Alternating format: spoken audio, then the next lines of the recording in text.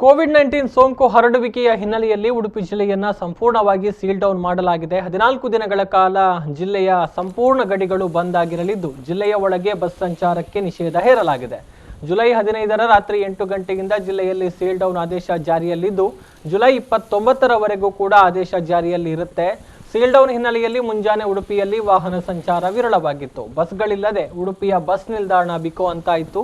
ಜಿಲ್ಲೆಯಲ್ಲಿ 14 ದಿನಗಳ ಕಾಲ ಸೀಲ್ ಡೌನ್ ಆದೇಶ ಜಾರಿಯಲ್ಲಿರಲಿದ್ದು ಈ ಅವಧಿಯಲ್ಲಿ ಜಿಲ್ಲೆಯ ಒಳಗೆ ಬರೋದಕ್ಕೆ ಹಾಗೂ ಜಿಲ್ಲೆಯಿಂದ ಹೊರ ಜಿಲ್ಲೆ ಹೊರ ರಾಜ್ಯಗಳಿಗೆ ತೆರಳೋದಕ್ಕೆ ಅವಕಾಶವನ್ನ ನಿಷೇಧಿಸಲಾಗಿದೆ. ತುರ್ತು ಆರೋಗ್ಯ ಸಮಸ್ಯೆಯ ಕಾರಣಕ್ಕೆ ಮಾತ್ರವೇ ಗಡಿ ಭಾಗದಿಂದ ಹೊರಗೆ ಹೋಗುವಂತಹ ಅವಕಾಶವನ್ನ ಕಲ್ಪಿಸಲಾಗಿದೆ.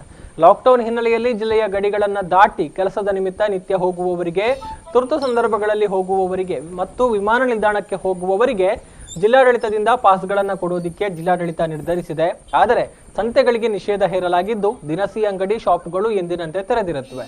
ಇನ್ನು 14 ದಿನಗಳ ಕಾಲ ಜಿಲ್ಲೆಯಲ್ಲಿ ಯಾವುದೇ ಧಾರ್ಮಿಕ, ರಾಜಕೀಯ, ಸಾಮಾಜಿಕ ಸಭೆ ಸಮಾರಂಭ ಸೇರಿದಂತೆ ಯಾವುದೇ ಕಾರ್ಯಕ್ರಮಗಳು ನಡೆಯೋದಕ್ಕೆ ನಿಷೇಧಗಳನ್ನು ಹೇರಲಾಗಿದೆ.